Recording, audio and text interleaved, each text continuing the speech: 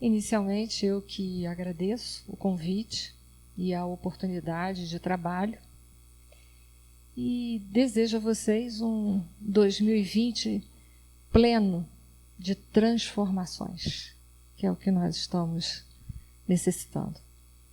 Essa manhã, eu escolhi a oração de um espírito de um missionário de nosso Senhor Jesus Cristo, que renasceu aqui na Terra num período muito conturbado, que foi na Idade Média, que é Francisco de Assis. Num período de muitas trevas, portanto, de muitas dores, um período de muitas crueldades da nossa parte, porque a história da humanidade ela é construída através dos nossos comportamentos, das nossas atitudes. É um reflexo desse comportamento, dessa atitude. E é também um reflexo da evolução espiritual nossa. Então a gente precisa entender isso, que às vezes a gente fala assim, lá na Idade Média, como se a gente nem tivesse reencarnado. Fôssemos espíritos que estivéssemos vindo hoje para o planeta. Mas não, nós estávamos lá. E a diferença, provavelmente, daquela humanidade para hoje, é que nós hoje já nos sentimos bastante indignados diante das crueldades, diante da violência que todos sofremos de alguma forma. Isso é uma prova de que está havendo entre nós evolução, porque a gente já não consegue mais conceber determinadas atitudes, determinados comportamentos, não só em relação ao outro, mas também em relação a nós mesmos. E isso aqui é muito bom. A escolha também dessa manhã, de falar de Francisco de Assis, como eu disse, foi um missionário de nosso Senhor Jesus Cristo, é para trazer para nós essa oração tão bonita e tão profunda, conhecida por todos nós, algumas reflexões para nós iniciarmos esse novo período, que é o ano de 2020, com novas reflexões, com novos pensamentos e com a disposição mais fortalecida de nos transformarmos. Apesar de nós compreendermos que ainda é difícil para todos nós praticarmos o bem, vivermos essa mensagem de paz e amor que foi deixada pelo Mestre Jesus há mais de 2000 anos para todos nós. Então, o que nós vamos fazer aqui essa manhã é apenas uma pequena reflexão, sem nenhuma pretensão de bater o martelo e achar que essa é a reflexão última ou única. Nessa prece tão linda, deixada por esse espírito, apesar de que alguns dizem que é da autoria dele, outros dizem que não é, não vamos entrar nos méritos, vamos pegar aquilo que interessa. Ele começa essa prece linda falando Senhor, exaltando o nome de Jesus, o Mestre querido. Faz de mim um instrumento de vossa paz. Um instrumento é aquilo que a gente se utiliza para nós fazermos alguma coisa. Por exemplo, o homem que lavra a terra, que cuida da terra, ele vai se utilizar da enxada para começar o seu trabalho. É um instrumento, a enxada para ele. Para aquele que escreve um livro ou um artigo, ele pode se utilizar desde uma caneta, de um lápis, até os teclados de um computador. Então, a caneta, o teclado ou o lápis, ele é um instrumento, assim como a enxada é o instrumento daquele que mexe, que lida com a terra. Aqui o pedido de Francisco de Assis, desse missionário de nosso Senhor Jesus Cristo, é tão somente para que ele seja esse instrumento. É um momento de muita humildade desse espírito. Porque talvez nas nossas preces nós iríamos pedir, Senhor, me ajude a ser uma pacificadora. Enquanto que em muitos momentos da nossa vida a gente ainda nem se tornou pacífico. Porque primeiro é necessário que a paz ela se estabeleça dentro do nosso coração. Que os conflitos possam ser serenados e transformados para que essa paz ela possa estar dentro de mim. E aí sim, quando ela estiver totalmente enraizada, estabelecida e trabalhada, aí sim eu vou poder ser um pacificador, como foi Francisco de Assis. Porque para ser pacificador, para levar a paz, nós temos que ter a paz dentro de nós. Até porque não podemos dar nada daquilo que não temos. Seria falso, seria uma pretensão. E aí a gente pergunta, como realizar isso se a gente mora num planeta de provas e expiações, convivemos com pessoas difíceis, até porque nós somos difíceis. É da lei conviver com os semelhantes para que nós possamos compreender nossos próprios defeitos, nossos próprios vícios, nossas próprias imperfeições, para melhor podermos lidar com as nossas e depois, posteriormente, sabermos como nós vamos lidar com o outro que é tão difícil que anda conosco. Então a gente se pergunta isso todo dia, porque a vida nossa ela é repleta de provocações o dia inteiro. Ainda agora, falava com o Juarez, de uma mensagem até do Dr. Bezerra, do ano passado, como é difícil a gente viver toda a mensagem do Mestre Jesus. Como é difícil ser espírita, porque é uma doutrina clara, que não tem entrelinhas. Como é difícil, apesar de tudo isso que a gente tem nas nossas mãos, esses conhecimentos tão esclarecedores, esses conhecimentos que nos consolam ao mesmo tempo que nos esclarecem, como é difícil ainda para nós sermos brandos e pacíficos, como é difícil ainda para nós amarmos aqueles que são diferentes de nós mesmos. E aí essa pergunta fica, como realizar tudo isso? Mas a doutrina dos Espíritos ela é tão clara que ela vai ao encontro das respostas. Ela nos leva até as respostas. E a primeira reflexão que nós precisamos fazer para a gente conseguir trabalhar a todas essas imperfeições que me levam ainda a ser um ser violento e não ser um pacificador, é eu entender que existem duas chagas na humanidade, como está lá no Livro dos Espíritos, questão 903, e que são elas os entraves da minha evolução.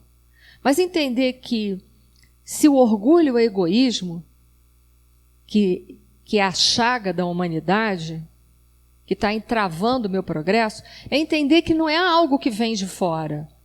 Não é o orgulho, o egoísmo daquele que caminha comigo, que atrapalha o meu processo evolutivo. Não.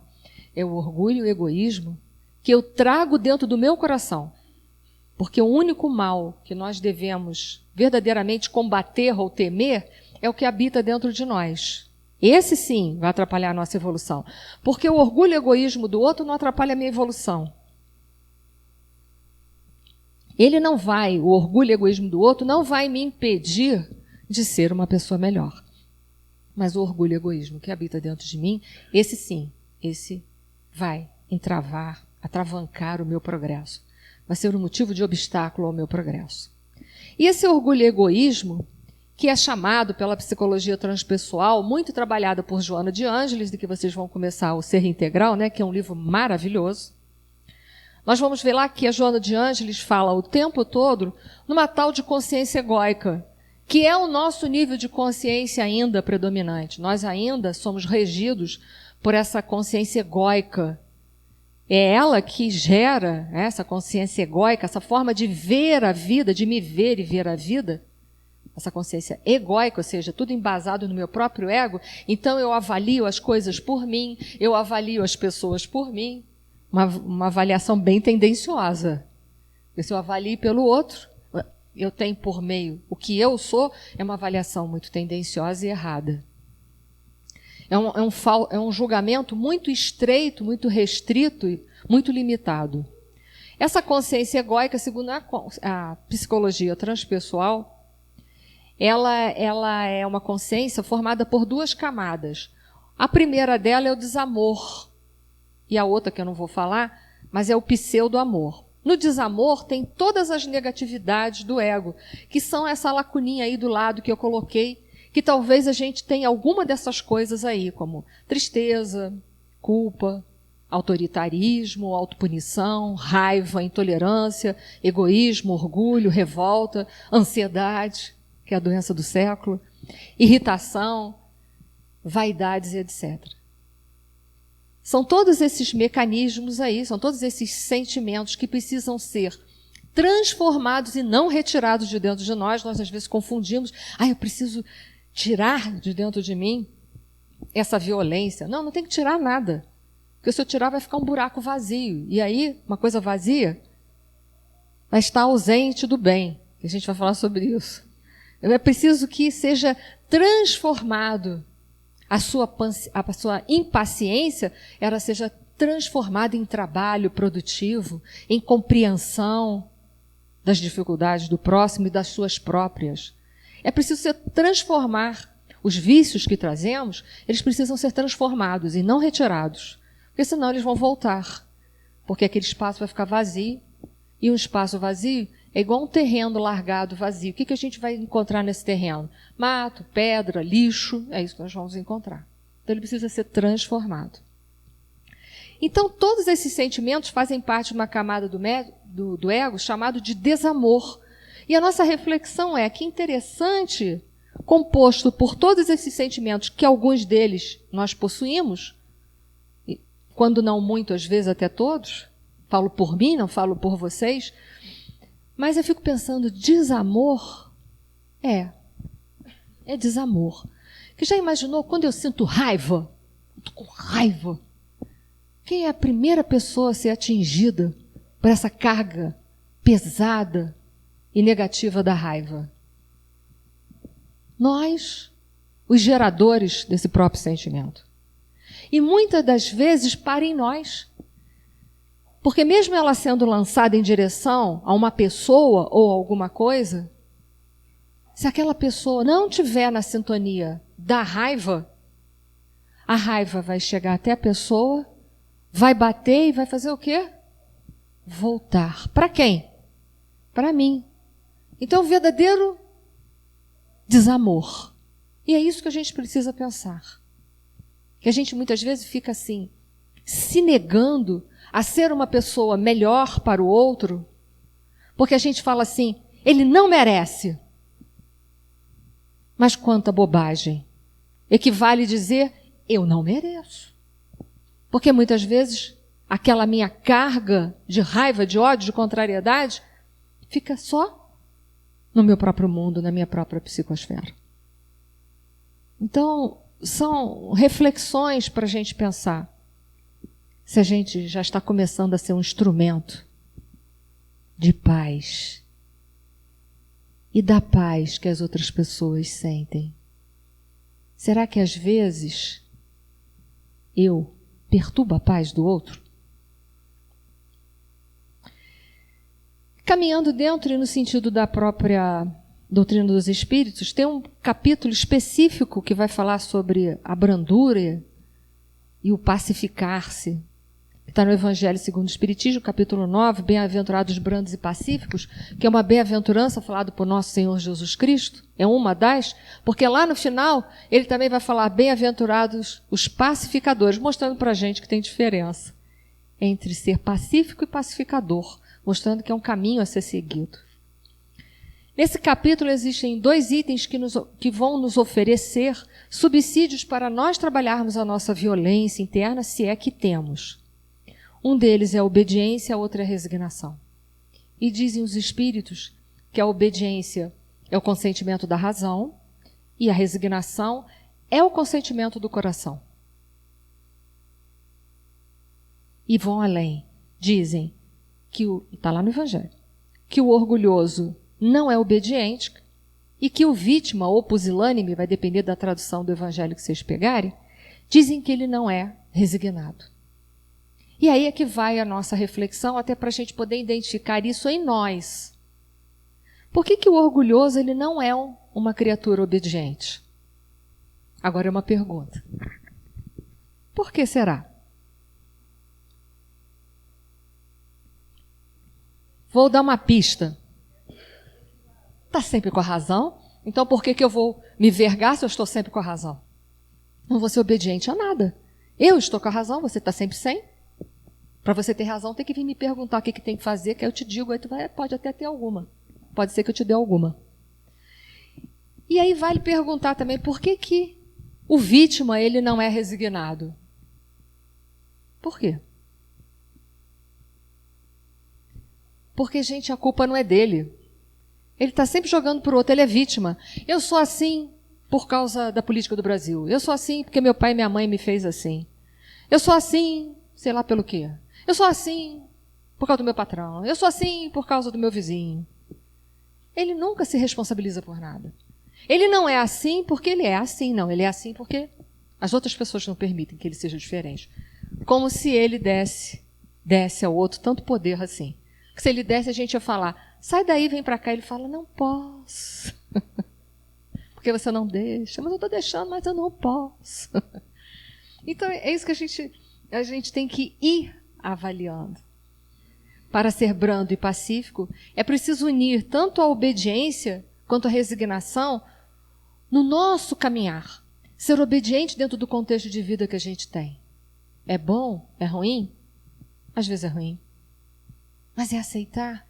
Porque se nós estamos ali dentro desse contexto de vida, há de ter uma finalidade. Então, há que trabalharmos também, não só a obediência, mas há que trabalharmos a resignação. Dar um novo sentido e uma nova direção àquilo ali tudo. É difícil? É. É muito difícil. É muito difícil. E aí Francisco de Assis fala assim, onde houver ódio, que eu leve o amor. O ódio é uma coisa forte. Eu já vi muita gente religiosa que bota a mão no peito e fala assim, eu nunca sinto ódio. Eu fico pensando, deve vir de outro planeta, deve ser de Júpiter. Que lá dizem que é mais evoluído que aqui. Tanto que no livro Falando a Terra, que é muito interessante essa poesia do espírito João de Brito, psicografia do Chico Xavier. Um dos trechos que ele vem falando sobre o amor, a poesia fala do amor o tempo todo, fala, o ódio é o amor que se envenena. Olha que interessante. É o amor que está envenenado. É o amor que está envenenado. Uma coisa envenenada, como ela está? Como ela está? Morta. Se eu tomar veneno, eu morro. E o ódio é de quem? É de quem sente. Toda vez que eu me permito ao sentimento de ódio, eu me mato um pouquinho. Mas é que vale a reflexão. Por que há momentos que nós odiamos? Eu vou tirar a palavra ódio para não ficar pesado. Qual é o momento que nós sentimos raiva, por exemplo? Por que sentimos raiva?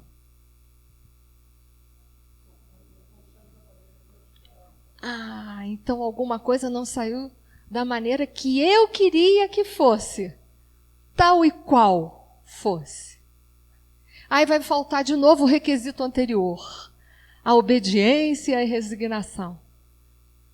São Agostinho diz que amar é deixar que o outro seja. E cada um de nós é aquilo que a gente dá conta de ser. Dá conta de ser. Muitas vezes aqueles que convivem conosco, que a gente chama de pessoas tão difíceis, muitas das vezes, quando não é sempre, eles são aquilo que eles conseguem ser. Também.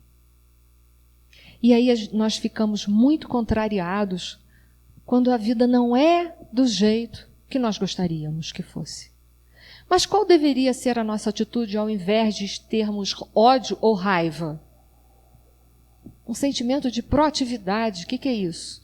Levanta, sacode a poeira, faz as coisas acontecerem diferentes. Se por hora não foi assim, mas pode ser que eu, transformando esse meu sentimento, fazendo com que ele seja transformado em trabalho útil, mais para frente a vida possa estar mais de conformidade com aquilo que eu julgo que deveria ser certo ou que seria melhor.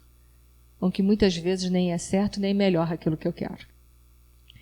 Então, para eu levar amor, eu tenho que ter amor. Como eu disse para vocês, ninguém dá aquilo que não possui. E não é retirar o ódio de dentro de mim, é transformá-lo em compreensão do outro, em compreensão das circunstâncias. Isso é ter resignação, isso é ser obediente. Isso é se dar uma chance de ver as coisas de uma outra forma. Volto a dizer, é fácil? Não, ainda é difícil. Mas é possível. E Francisco de Assis diz, onde houver ofensa, que eu leve o perdão, sendo o perdão todo o antídoto da ofensa. Mas aí, de novo, eu pergunto, a ofensa não é de quem sente? Se alguém fala alguma coisa e eu me sinto ofendida, sou eu que tenho que cuidar desta ofensa. Porque será que sempre o que o outro fala tem o objetivo de me ferir? A gente às vezes se dá tanta atenção que a gente cria dentro de nós um mecanismo de perseguição. A gente acha que a vida está sempre perseguindo a gente, que todo mundo persegue, que tudo aquilo que está sendo falado é recado para a gente. Estão me mandando recado. Mas que bom se estão mandando recado. Melhor pensar dessa forma. Pega aquele recado e vê, já que você viu como recado. Será que esse recado, digamos entre aspas, é alguma coisa que dentro de mim que eu não estou vendo? Porque se aquilo que o outro fala na minha direção não é verdade, por exemplo, por que eu tenho que me ofender? Nem tampouco me defender. Não é verdade. Mas e se for verdade? Aí eu tenho que botar as barbas de molho. Que bom que me falou. Não gostei nem um pouco de ouvir, que é isso mesmo, a gente não gosta. Mas que bom que foi dito, porque assim agora eu posso ver e eu tenho a possibilidade de orar e vigiar e transformar isso dentro de mim. Ainda que leve tempo, mas agora eu tenho essa visão. Então, uma coisa só pode me atingir se eu sou ou se eu estou suscetível dessa coisa. É um princípio da física chamado ressonância. O mal do outro só me atinge se ele encontrar ressonância dentro de mim. Tem um pensamento que diz, o mal só se insinua onde não viger o bem. Então encontrou ressonância? Vamos supor que alguém me fez uma provocação. Aí aquilo acendeu uma coisa dentro de mim. Acendeu por quê? Porque tem ressonância. Então, qual é a violência que eu posso trabalhar? A minha ou a do outro? Então, muitas vezes, há pessoas que caminham conosco, que são os nossos mestres, que são verdadeiros mestres na nossa existência. Os nossos mestres são aqueles que futucam a gente 24 horas. Aperta o botão 24 horas. E a gente, às vezes, fica tão revoltado. Uma certa localidade, havia um pastor judeu que era muito respeitado pela sua oratória. Todos aplaudiam esse pastor judeu porque ele falava tão bem e fundo no coração de todos. Menos Isaac. Porque Isaac sempre encontrava um defeito, uma parte no culto, na palestra daquele sábio judeu. E assim foi. Então, toda vez que esse grande orador judeu falava, Isaac fazia uma parte, encontrava um defeito. Um belo dia, Isaac morre. E nós vamos ver o rabino lá no canto, choroso, triste, acabado. Aí todo mundo virou para ele e falou assim, você está triste que o Isaac morreu? Ele vivia te futucando 24 horas, tudo que você falava ele retrucava. Ele falou, pois é, agora quem vai me corrigir? São os mestres. Dureza, né? Quando a gente se nega ao perdão, porque às vezes a gente se nega ao perdão, a gente olha só como a gente acredita que o outro precisa do nosso amor. As pessoas que estão ali, que a gente está negando o amor, já existem antes da gente ou junto com a gente, vão continuar existindo com o nosso amor sem ele. E a gente acha que a outra pessoa precisa disso, precisa do nosso perdão. A nossa falsa superioridade, né, o nosso orgulho às vezes é tão grande que a gente acha que o outro, negar o amor para o outro, é uma forma de ir à forra. Olha o desforço, olha a vingança, olha o duelo que a gente lê no Evangelho e fala assim, para que eu tenho que ler isso? No século XXI não tem mais duelo. Mas a gente faz isso. Só que a gente não entende que todo ressentimento que a gente tenha com alguma pessoa, ressentir é sentir de novo. A gente não esquece, né? Fica com aquela pessoa 24 horas, mas me fez aquilo, me falou aquilo, que absurdo! E tá no final do dia a gente está assim, como pode ter falado aquilo para mim? Até parece que não poderia ser dito. O ressentimento, quando não trabalhado, quando ele não é transmutado, ele vai se transformar em mágoa. A palavra mágoa significa nódoa, é uma marca. Uma nódoa numa roupa é uma marca. Agora tem o Vênice, né? Nosso Vênice é o Evangelho segundo o Espiritismo. Coloque Vênice no seu ressentimento, na sua mágoa. É dureza, né? E aí, se a gente não trabalha o ressentimento, aquilo vai se transformar numa mágoa. A mágoa vai nos machucar tanto, que vai nos trazer uma contrariedade interna tão grande que vai levar ao potencial da vingança, que poderá ser declarada ou poderá ser velada. A velada é aquela indiferença. A gente faz de conta que a pessoa está invisível. Passa pela pessoa, faz de conta que ela não existe. Para ver o quanto que aquela pessoa é importante para a gente, que a gente tem que fazer de conta que ela é invisível. E se ela não fosse tão importante, a gente não ia fazer de conta que ela era invisível.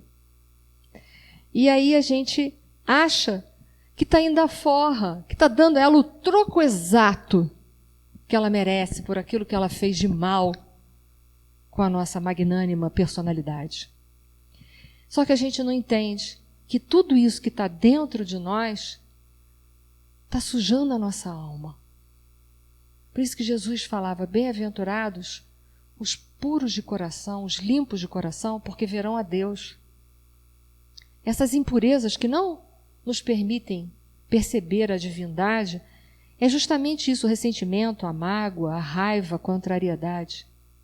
E aí a gente não entende que esse ressentimento, essa mágoa, essa vingança, além de me afastar da divindade, de sentir a presença divina dentro de mim, ela vai transformar a minha vida numa autoflagelação. Porque enquanto eu não me conscientizar de amar o outro, eu vou continuar nesse círculo vicioso de ressentimento, mágoa, vingança, e isso tudo é o quê? Autoflagelação. Me fiz entender? Ou não?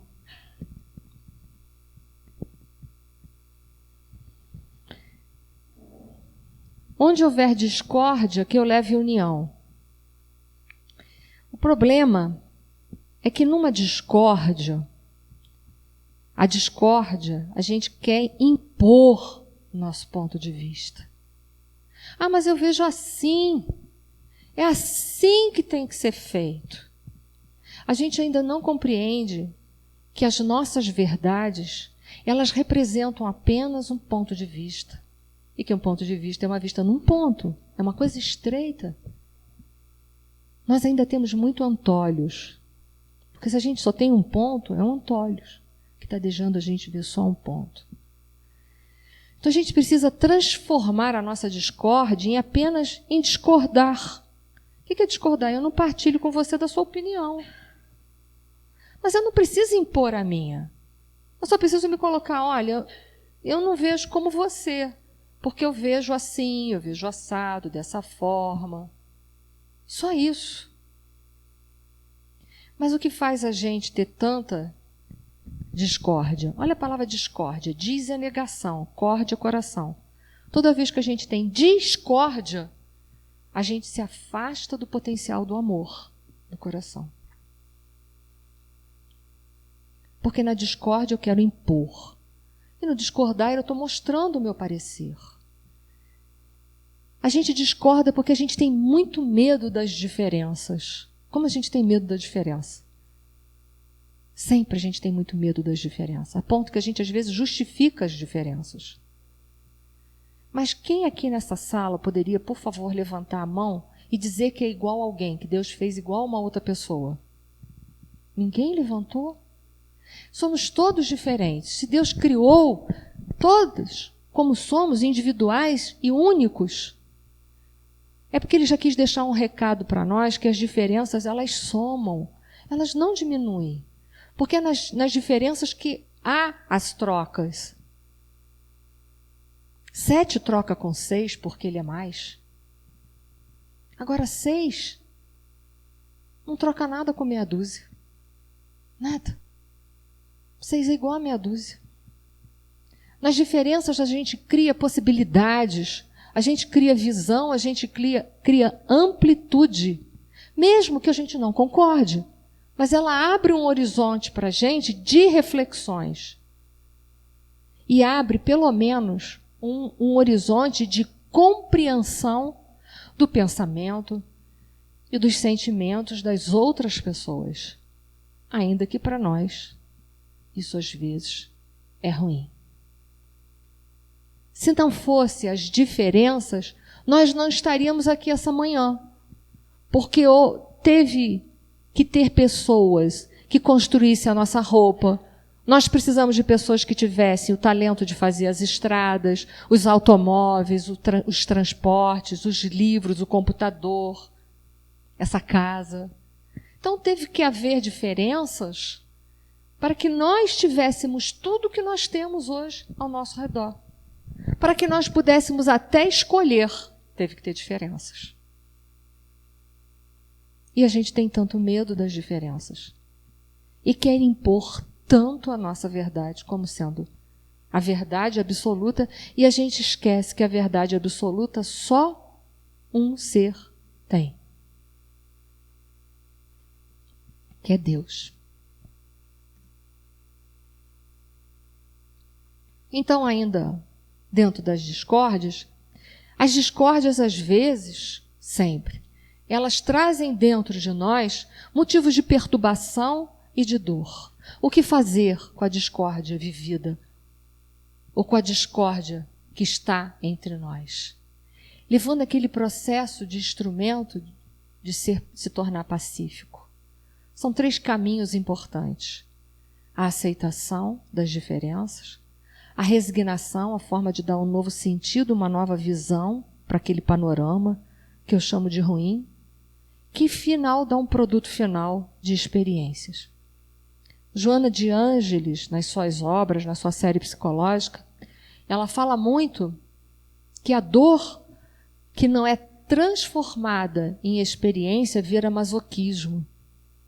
E é verdade.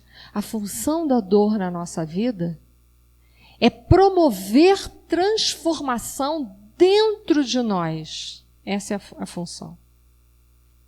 Mas como toda transformação, ela vai ocasionar dor. Como toda mudança ela nos faz sentir desconforto. Se nós hoje saíssemos aqui do nosso Brasil, vamos esquecer que a China agora tem o coronavírus, vamos esquecer. Mas nós fôssemos para a China, que é uma cultura totalmente diferente da nossa, nós íamos ter inicialmente o quê? Dificuldade dificuldade para se comunicar, porque é diferente, não só a língua, mas a forma de ver as coisas. Dificuldade para se alimentar, porque a comida é diferente. Nós não iríamos passar, isso ia ser uma coisa agradável? Não, ia dar um desconforto inicialmente. Toda transformação nossa gera desconforto. Mas, para nós podermos convertê-la em experiência, temos que ter aceitação, para que ela possa entrar e mudar o nosso mundo interior. Tem que ter resignação, um novo sentido, uma nova direção, essa emoção, essa forma de ver, para finalmente ela alcançar o produto final dela, que é se transformar numa experiência, em algo que vai me ajudar a sair dos ciclos reencarnatórios de dor. E para isso serve para tudo na vida. Para os problemas que nós estamos vivendo, para a família difícil que nós temos, se é que temos, para o trabalho, para os companheiros de trabalho que às vezes são difíceis, ou para as próprias pessoas da casa espírita que a gente convive e chama pessoas difíceis. Talvez aqui não tenha isso, mas lá em Petrópolis tem. Então, para tudo é aplicado isso. Para tudo é aplicado isso. Isso para a gente começar a ser pacífico e chegar um dia a ser pacificador. Onde houver dúvida, que eu leve a fé. Que eu leve fé. Quando eu não tenho... Tira ali a discórdia, vamos colocar... Eu vou fazer uma parte aqui. Por que a gente tem dúvida? Hein?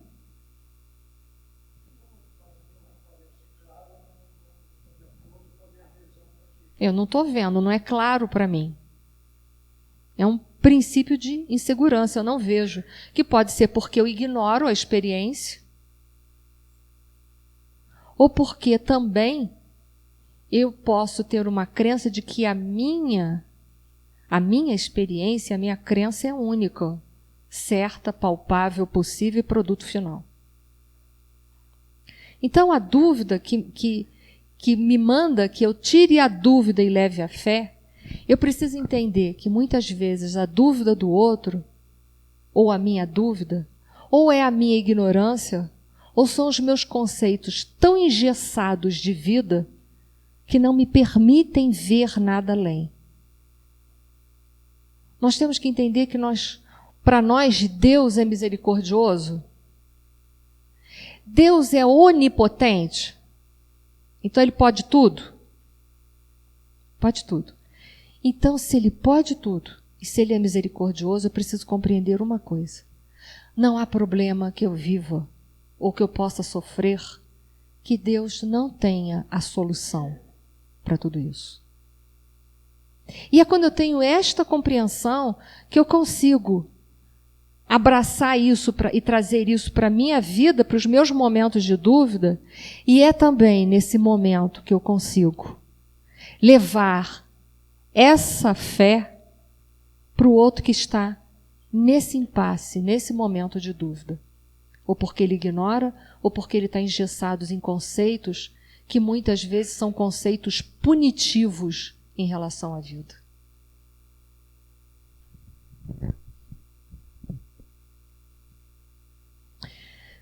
Onde houver erro, que eu leve a verdade. Mas para eu entender erro, eu tenho que pensar dessa forma.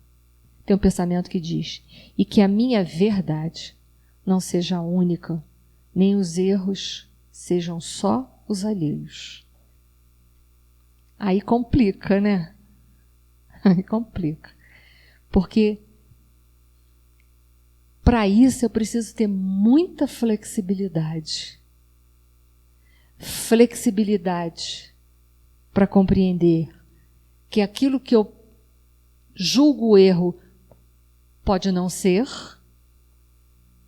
Flexibilidade para sentir o outro e entender o que é aquilo que ele chama de erro ou que ele não vê como erro às vezes. Entender o ponto de vista dele para eu poder, sim, levar a verdade para ele. Então é preciso ter flexibilidade comigo, ter flexibilidade com o outro e ter a empatia, que é tão difícil para nós. Tentar sentir o outro, o contexto do outro. Principalmente se eu tiver que levar a verdade. Porque muitas vezes as pessoas que a gente tem que levar a verdade, elas acham que aquilo que elas estão fazendo não é erro nenhum. Não é nenhuma forma de desrespeito à vida do outro. Então eu tenho que ter uma dose muito grande de misericórdia, que é a flexibilidade, de humildade para poder entender o contexto de vida dela, para entender os meus próprios contextos, porque muitas vezes também a gente quer levar a verdade, mas muitas vezes quem está em erro somos nós, que estamos impondo o nosso ponto de vista, a nossa verdade. Então, para haver esse onde houver o erro levar a verdade, tem que haver dentro de nós uma flexibilidade para olhar a vida muito grande. Que pode ser que o maior erro dessa história seja a minha, esteja comigo, e não com aqueles que eu estou querendo levar a verdade. Nós vamos fazendo só umas reflexões. Onde houver desespero, que eu leve esperança. Desespero. O que é desespero? Poderia definir assim, é um momento que não vejo mais nenhuma saída. Uma pessoa em desespero, ela não vê nenhuma porta. Não vê nada. É uma dor emocional muito grande? É. Só quem já sentiu desespero é que sabe. Para quem já sentiu desespero, sabe. É como se nós estivéssemos numa sala escura que não tivesse janela e não tivesse portas. O desespero é um grande momento de trevas na nossa vida. Se essa sala aqui tivesse com tudo apagado, em trevas, com todas essas janelas cobertas por um pano preto, e nós fôssemos colocados aqui nessa sala, o que a gente ia falar? Nossa, eu não sei onde eu estou.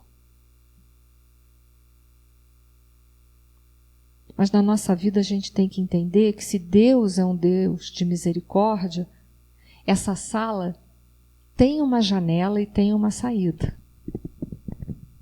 Mas para isso eu tenho que levar ou desenvolver dentro de mim a esperança, que, como diz o Mário Cortella, que não confundamos esperança do verbo esperançar com esperança do verbo esperar. Muitas vezes a gente tem esperança sentados aqui, a sala está escura, não tem saída mesmo, vou ficar aqui, quem sabe alguém um dia traz uma luz. Amigo, se você entrou ali, é porque tinha uma entrada. Se tem uma entrada, tem pelo menos o quê? Uma saída. Mas o que cabe a você fazer? Vá tateando nessas trevas, que vai chegar uma hora que você vai encontrar a porta de saída. O que não dá é ficar esperando para que um pó de pirlim-pim-pim caia na sua cabeça e você saia do momento ruim da sua vida. A esperança pressupõe trabalho. Eu quero sair daqui.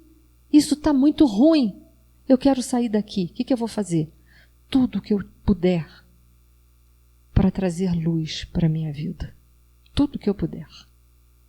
E se eu não conseguir, eu vou fazer tudo de novo. E se eu não conseguir, eu vou fazer tudo de novo. E se eu não conseguir, eu vou fazer tudo de novo. Porque se eu entrei, tem uma entrada, tem uma saída. E mais, se eu entendo que é um Deus onipotente, Deus tem solução para todas as coisas. Se eu não estou vendo a solução, se eu olho para frente, olho para trás, olho para baixo, não estou vendo solução nenhuma, para onde que está faltando olhar? Para cima, ora. Tem umas frases que andam nos carros que falam assim, hora que tudo melhora. E isso é verdade, isso eu concordo. Só acho esquisito aquele, Deus é fiel. Eu falo assim, graças a Deus. Porque no meio de uma humanidade imperfeita, em que a maioria das pessoas não são fiéis, se Deus não for, eu estou frita. Isso é uma brincadeirinha, né? Onde houver tristeza, que eu leve a alegria. Tristeza é um sentimento que me joga para o passado. Desapega. Eu falo para vocês. Porque o passado é uma fumaça, já foi, já era. O que está lá já foi feito. O que está lá já foi vivido. Se foi bom, só serve de motivação para você continuar. Se for ruim, só serve de orientação para você não repetir. E o futuro? Bom, o futuro é construído no único momento que eu posso fazer alguma coisa, que é agora. Sem o agora não tem futuro.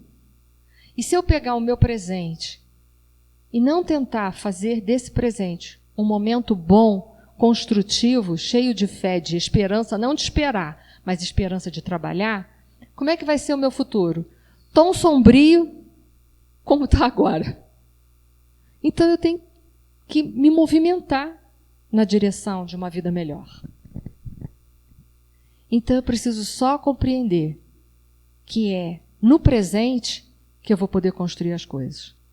Então, se eu trabalhar com a pessoa ou comigo no presente, eu me desfaço dessa tristeza. Porque não tem tristeza que resista a trabalho. Não tem. As mães aqui que já tiveram os seus rebentos pequenininhos, sabe aquele dia que as mães estão doentes? E que aí, para piorar, o filho aparece com uma febre de 40 graus. A mãe já está com 38, beirando 40. O que ela faz? Esquece da febre dela, é ou não é? E vamos trabalhar que esse rebento tem que tomar banho, tem que botar algodão com álcool debaixo do braço, vou ligar para o médico, vou levar para não sei o quê. Não tem trabalho que resista a coisa ruim. Não tem. Então a gente tem que fazer isso. Sair desse nosso sentimento, porque a tristeza, ela tem como causa um sentimento de não pertencimento. Como se eu não pertencesse àquele grupo, como se eu não pertencesse a essa vida. Eu sou um peixe fora desse aquário. Não, amigo, você é um peixe que pertence a esse aquário. Então, esse contexto, essa família, essa situação tão ruim, é meu aquário? É seu aquário. Faz uma limpezinha nele, bota umas plantinhas, trabalha e segue, porque é tudo teu mesmo. Tudo que a gente está vivendo é nosso mesmo. E não foi Deus que colocou ali, não. Porque nós somos herdeiros de nós mesmos. Então, cabe a nós vencermos esse momento. Vamos lá, a gente está só pincelando, eu estou seguindo o horário. Então, essas trevas que a gente tem tanto medo, onde houver trevas que eu leve à luz. É interessante a gente refletir uma coisa. A luz afugenta as trevas, mas as trevas não afugentam a luz. É isso que nós precisamos entender. O mal existe? Não. Para nós é a ausência do bem. Esse copo, e agora ele repletou um pouquinho, mas ele está ausente de água daqui para cima, não está? Vamos colocar esse copo, como se tem um vazio aí? Não. Então vai esse mesmo. Vamos colocar esse copo assim. Esse aqui é o meu copo da minha tolerância. Então, assim, meio cheio e meio vazio, né? Conforme vocês quiserem. Mas a verdade está pela metade, não está? A metade eu já tenho algum nível de tolerância. Me arranjou um vazio. Então esse aqui está perfeito para mim. Esse é meu copo da tolerância. Totalmente ausente dela. Totalmente ausente. O mal não é a ausência do bem? A tolerância é o bem? Está ausente. Mas eu que sou espírita, oradora, falo muito porque eu preciso ouvir o que eu estou falando para ver se eu aprendo algum dia. Eu que estou aqui, que todo mundo acha que o orador é mais evoluído. Vocês é que acham, tá? Porque é tudo bem piorzinho. Em geral, a gente não é mole, não. Então, aqui está a minha tolerância. 0. Estou ausente de tolerância. Mas eu vou lá, vou insistindo, evangelho todos os dias. É o meu Vênus. Vou tirando os ressentimentos e a mágoa, vou aprendendo a perdoar, Vênus, todo dia o evangelho. E aí, o que eu vou fazendo? Eu vou botando um pouco de tolerância. Olha só, está menos ausente agora, né? Até que chega um dia que o bem prevalece e o mal foi para onde? Desapareceu. É nisso que a gente tem que entender. É assim. E o Evangelho é um antídoto para a gente trabalhar essa ausência. Esse é meu copo. Mas de vez em quando eu já consigo ficar assim para muitas coisas, né? Então já estou melhorzinha. Porque o mal ele é criado pelo homem. E aí ele gera tudo aquilo ali que a gente já viu, que a gente já falou. Portanto, o que eu preciso fazer? Encarar as minhas trevas, encarar aquilo que eu sou. Sou intolerante? Sou impaciente? Sou arrogante? Sou o quê? Sou invejosa? Sou maledicente? O que eu preciso fazer? Sou revoltada? Sou ansiosa? Preciso enxergar, porque só enxergando eu vou poder levar um pouco de luz do Evangelho até lá. Agora, se eu me nego a ver, se eu me coloco como aquela pessoa que se acha acima do bem e do mal, eu vou conseguir afugentar as minhas trevas? Então, para eu levar a luz, eu preciso ter uma virtude chamada humildade. Preciso começar. Ó mestre, olha que humildade. Ele é o nosso modelo guia também, Mestre Jesus. Faz com que eu procure mais consolar que ser consolado. Francisco de Assis, um missionário de uma envergadura como ele fala, ó mestre, ele se coloca na posição de aprendiz. É preciso nós nos colocarmos também nesta posição para que a gente possa renovar a nossa vida e transformar os nossos vícios em virtudes. E ele diz, faz com que eu procure mais consolar do que ser consolado. Mas para eu poder levar esse consolo, eu tenho que vencer aquela minha consciência egóica que tem todos aqueles vícios. Porque ninguém vai dar aquilo que não possui dentro de si. Eu não posso consolar se eu sou a revolta reencarnada. Ô mestre, faz que eu procure mais compreender que ser compreendido. Para eu compreender mais os outros, eu tenho que entrar num processo de autoaceitação. A autoaceitação não é sentar e falar assim, eu nasci assim, sou mesmo assim, você sempre assim. Não é nada disso, não. A autoaceitação é falar assim, olha, tenho isso mesmo. Sou assim, sou assado, tenho esses momentos, sou essa pessoa que tem hora que eu sou boa, tem hora que eu não sou. Mas eu não estou satisfeita com isso. E eu vou empenhar todas as forças que eu tenho dentro de mim para transformar essa pessoa numa pessoa melhor.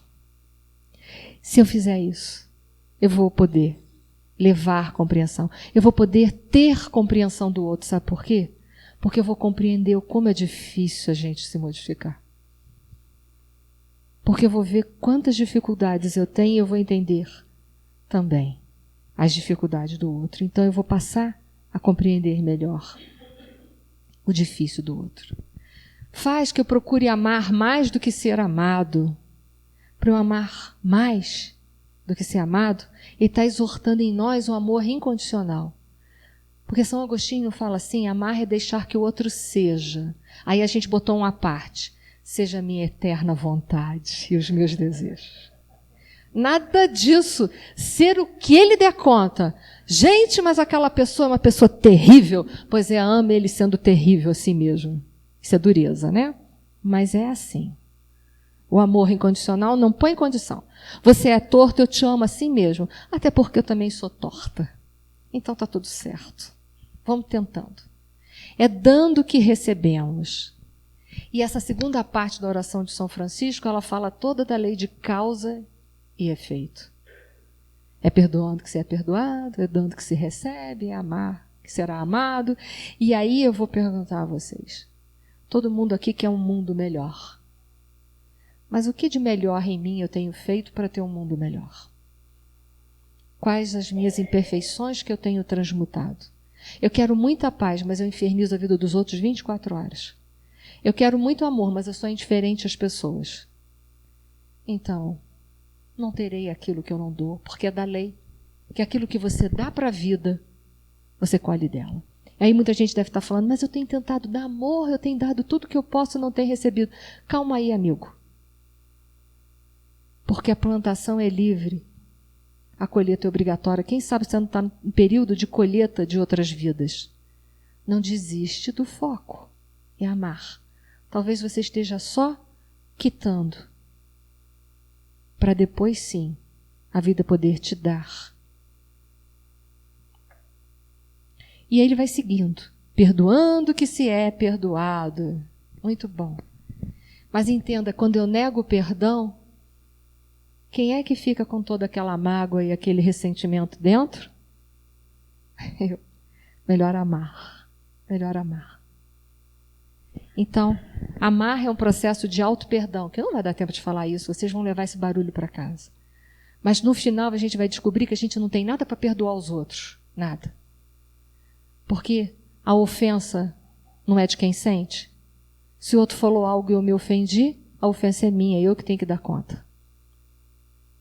Mas isso é uma outra história. Mas levem isso para casa. Nós estamos nos nossos últimos minutos. Vou pular isso também. Vou pular esse também. Os slides vão ficar aí para vocês, tá? E é morrendo que se vive para a vida eterna, mas não é cometendo suicídio, não. Não é nada disso.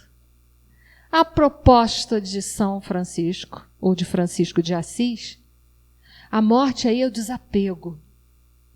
Mas que desapego? Desapego das coisas materiais? Não. Desapegar-se de si próprio.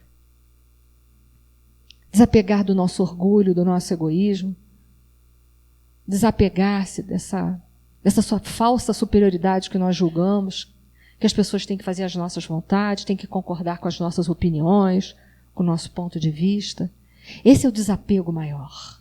Que, como diz Joana de Ângeles na série psicológica, tem apegos materiais, emocionais, culturais.